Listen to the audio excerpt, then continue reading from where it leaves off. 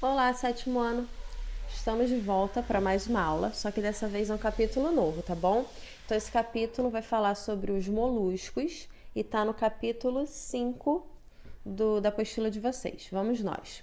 Quando a gente fala do filo dos moluscos, nós estamos falando do segundo maior grupo de invertebrados que existe. Então isso mostra que é um grupo bastante diversificado, tá? São animais que, de uma forma geral, apresentam o corpo mole, porém esse corpo é mole, mas ele tem uma proteção, que é através de uma concha calcária. Isso eu tô falando da maioria, tá? Não são todos que têm a concha. A gente vai falar mais pra frente isso. Eles podem ser encontrados praticamente em todos os ambientes. A gente está falando tanto do ambiente terrestre quanto do ambiente aquático. A gente está falando de água doce, a gente está falando de água salgada. Então, olha a diversidade desse grupo. Grande parte deles vai apresentar vida livre, mas alguns são parasitas. Esses que são parasitas são causadores de doenças, tá? São animais triblásticos, ou seja, durante o seu desenvolvimento, eles apresentam 3 folhetos embrionários, tá? Isso caracteriza animais triblásticos. Eles possuem simetria bilateral, isso a gente já falou na aula, que é quando o animal, né, ele é cortado em 2 partes e essas 2 partes permanecem iguais, então uma simetria bilateral. E o corpo desses animais, é dividido basicamente em 3 partes. Aí tem um desenho aí para ilustrar bem o que eu tô falando. A cabeça, a massa visceral, tá vendo? Tá ali o conjunto de órgãos do animal e o pé desse animal. O sistema digestório deles é completo. Significa que começa na boca e termina no ânus. Também falamos bem disso em sala de aula. E a reprodução desse grupo ocorre de forma sexuada. Então, significa que há troca de gametas. E agora a gente vai começar a dividir os moluscos, o filo dos moluscos. Então, a gente vai falar das 3 classes principais. E a gente vai começar pelos gastrópodes. Quando a gente fala dos gastrópodes, nós estamos falando de animais que podem ser marinhos, podem viver na água doce e também podem viver no ambiente terrestre, tá? A maioria deles vai apresentar uma concha em formato de espiral, mas não são todos. Se vocês olharem aí a lesma, repara que a lesma ela não apresenta concha, tá? Então aqui a gente está falando de uma forma geral, mas existe a exceção. Eles possuem uma estrutura chamada rádula.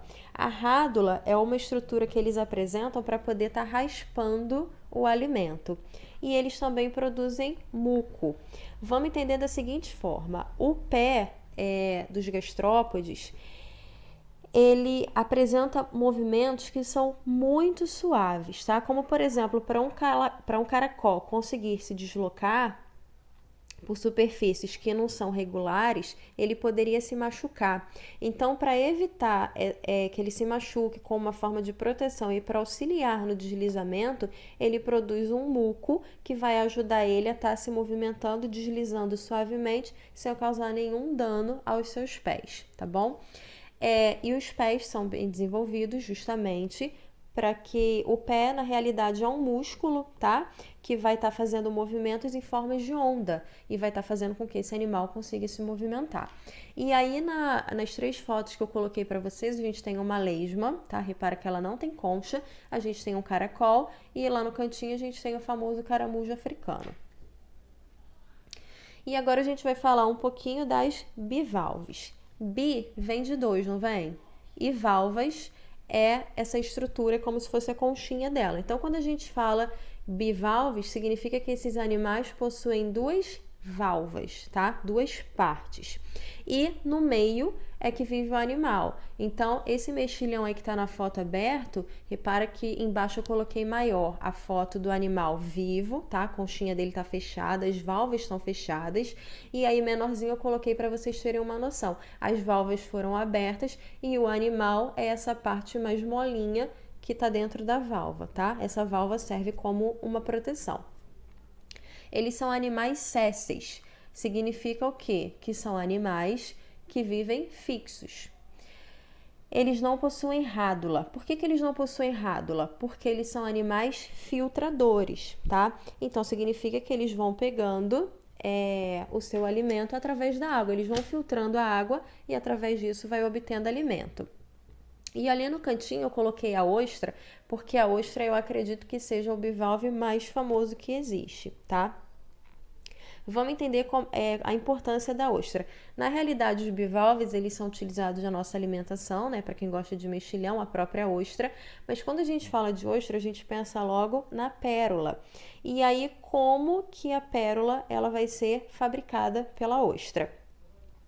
Então, olha só, cada valva, cada partezinha dessa tem uma camada interna brilhante, que é chamado de nácar.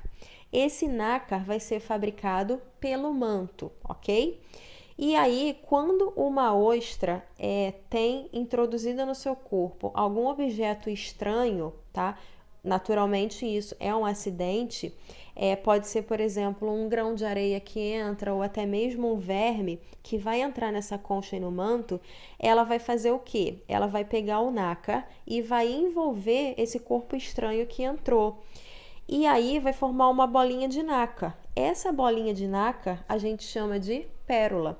Então, na realidade, a pérola nada mais é do que o animal tentando se defender. É uma estratégia de defesa do animal para poder isolar aquele corpo estranho que chegou até o corpo do animal. E aí, depois, o que vai acontecer? Isso ocorre naturalmente, mas eles colocam essas ostras em tanques, tá bom?